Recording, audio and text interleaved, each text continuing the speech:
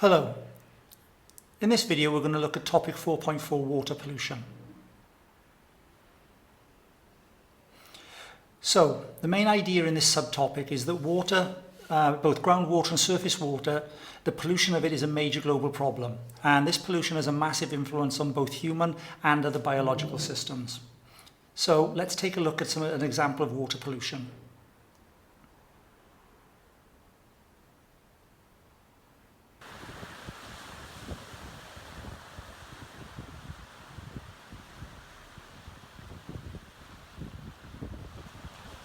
This is a walk down a beach in Vietnam, and in this video we're actually going to concentrate quite a lot on examples from Vietnam.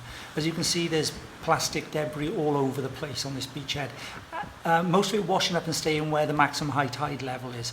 Plastic wrappers, plastic bottles, all sorts of detritus has been left, polystyrene cartons, plastic bags. Yeah, there's a lot of plastic pollution. Okay, so pollution of water systems takes many different forms and actually comes from a range of sources. There's a couple illustrated here. So we have a mechanic, again, working in Vietnam. All the oil from repairing motorbikes ends up in the local drainage system, and the drainage system opens straight up into the local rivers and streams. Oil drilling in the Caspian Sea, that creates small oil slicks right across the Caspian Sea area that wash up on the sides. The next one is another example from Vietnam, where effluent runoff from small businesses and domestic homes, again, is going into open drains and eventually making its way into the river systems. And next to it is a river system. You can see what they look like. There is some plastic floating on top of it, but it's very, very black because the river is actually quite full of oil. We have plastic pollution on beaches. Everybody's used to hearing about that. A lot is made about the plastic problem in the seas. We also have fertilizers. Chemical fertilizers being overused on land can eventually get into water systems. And a really odd one that people don't think about, is actually light. Light is a pollutant. Again, this is another picture from Vietnam, and as you can see, there's a bar on a beach, and that bar is lit up at night. That actually acts as a pollutant effect for the local organisms.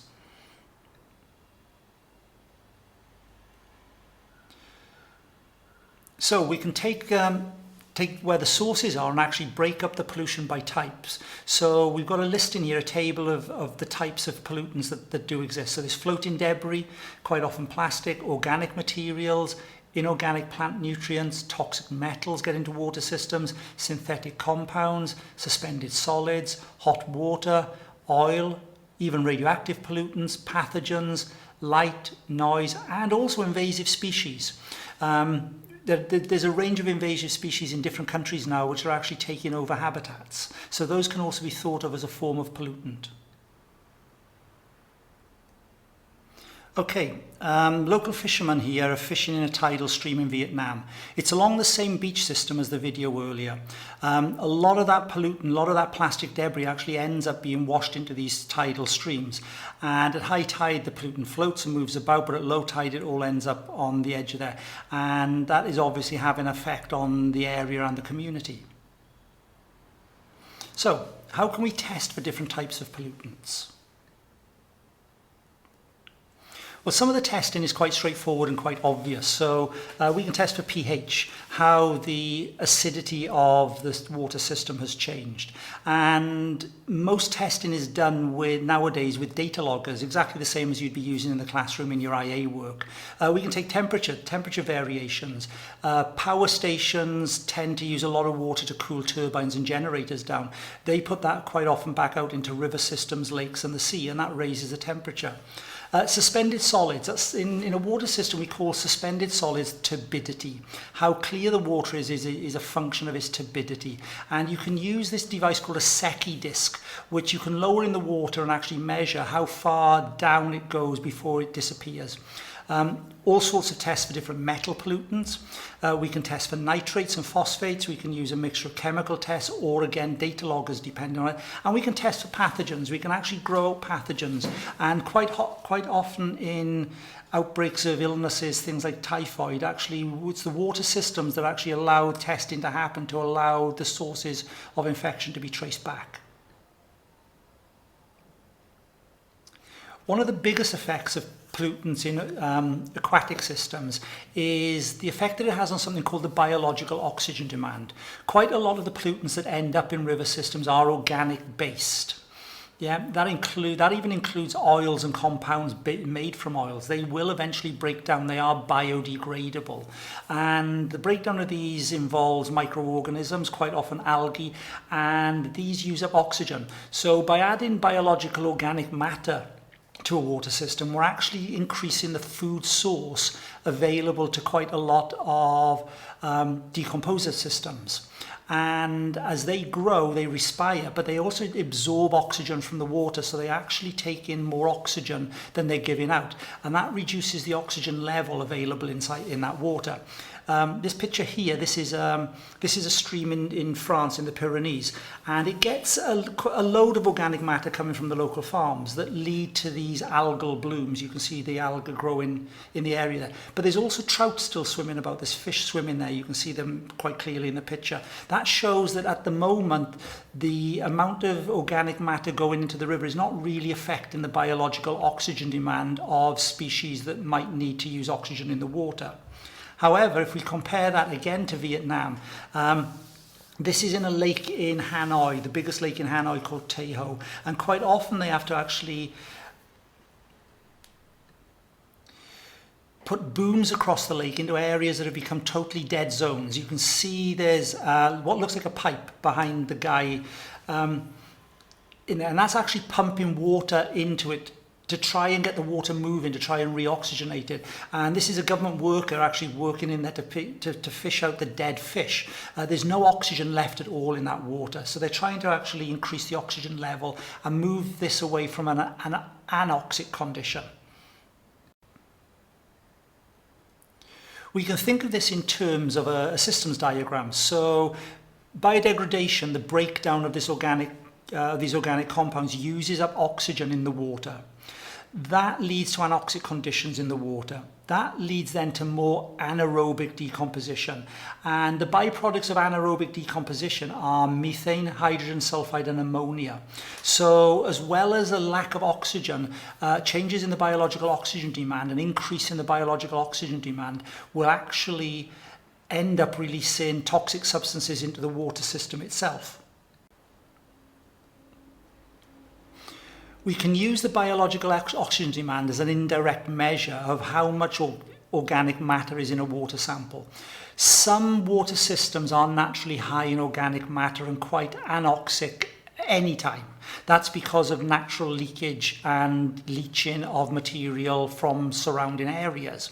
But quite often rivers are affected by organic matter being added to them through pollution incidents. And we can use the rate of respiration to tell us what the biological oxygen demand is. So again, using Vietnam as our example, this is the biological oxygen demand in 2 different rivers in Vietnam. The data was collected between 1996 and 2001, and as you can see in the Cam River in Hai Phong, there was a massive spike in the increase for oxygen, the increased use of oxygen in the river system. But all of the levels are actually higher than the national level, safe level is permitted.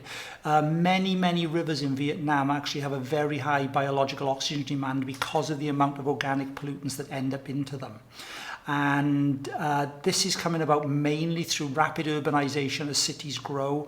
More people are coming in, more waste is actually being put into the river systems, but also through the increase of industrial zones. More and more unregulated factories are opening to supply demand in the West for all sorts of products, from parts for smartphones all the way through to clothing, which again adds material which becomes part of this chain of increasing biological oxygen demand.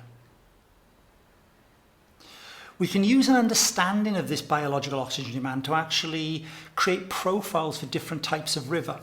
Different organisms are more or less tolerant of a lack of oxygen. So for instance, mayfly nymphs need very well oxygenated water systems to be able to reproduce and survive, whereas something like nematode worms can survive in very anoxic conditions.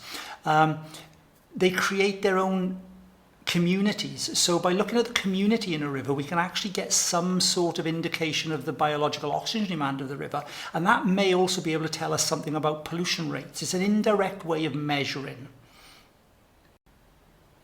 So we can create indices of biological indication of biological oxygen demand. This one is based on something called the Biological Monitoring Working Party system that's used in the United Kingdom. And as you can see, mayflies, stoneflies, caddisflies, they score 10. They need very, very oxygenated waters, whereas worms, including nematodes, only score a 1.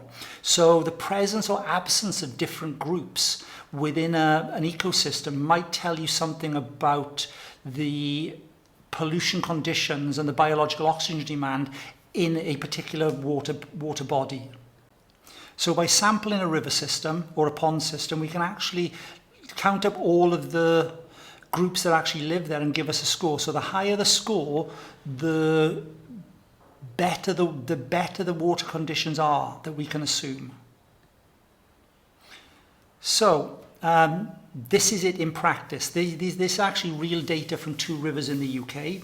And as we can see, one of them has quite a range of organisms. It's quite diverse, and there are quite a lot of organisms. There are 3 different species that need basically pristine, totally unpolluted water to be able to survive. And there's a lot more groups of organisms, and that gives us a total score of 92, whereas in the other river there's only one group of the well oxygenated, and then most of the other groups that are found are moderate to low oxygen tolerant, and that gives us a score of 42. The second stream isn't polluted, but or doesn't have a big pollution load, but it's definitely something happening on this. So it could suggest that we might need to do some other testing to actually look at this stream area. And if these 2 readings were from different parts of the same stream, we'd be asking ourselves, well, why is the difference? Is there a pollution incident happening in the area that has a lower biodiversity? And so therefore we could go to chemical and physical tests to actually have a look at that. So using biological indicators is like using a quick first test to give us an idea whether we need to do any more testing. Okay, so one of the main culprits of increased biological oxygen demand is actually something called eutrophication. And eutrophication, it comes about from the addition of mainly nitrogen but also phosphates to a system. And nitrogen is the most abundant molecule, obviously, in the atmosphere. And nitrogen is used to make up DNA and proteins, etc., etc.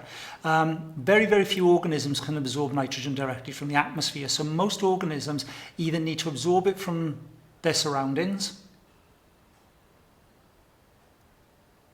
and this is what plants do, or eat plants to gain organic matter, to gain nitrogen.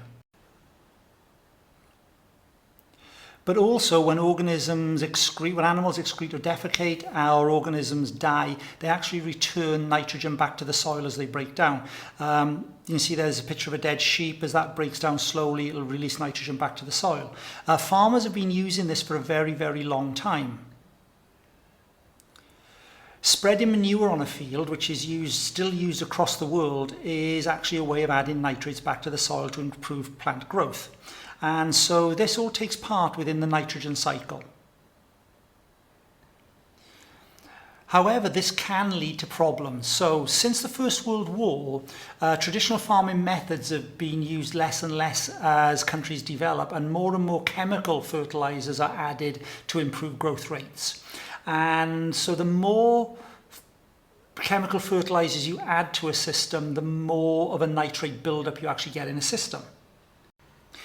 The advantage with using manure or dead organic matter as a fertilizer, though, is that actually stays in the soils and breaks down slowly. Whereas if you add chemical inorganic fertilizers, if you add them in too much quantity too quickly, they can actually wash out of the system, and they can become part of the groundwater chemistry. And that problem can then lead to eutrophication.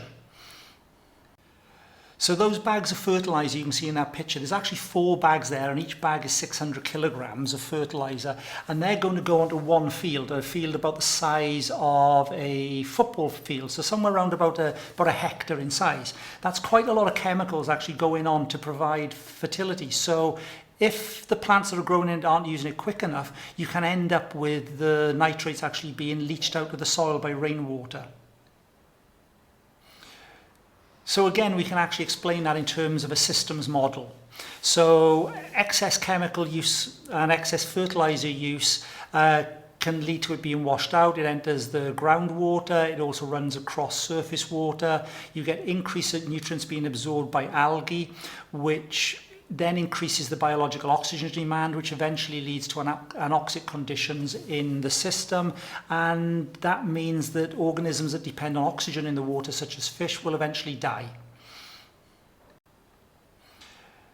So there are various sources of actual pollutants that can add to eutrophication other than just chemical fertilizers.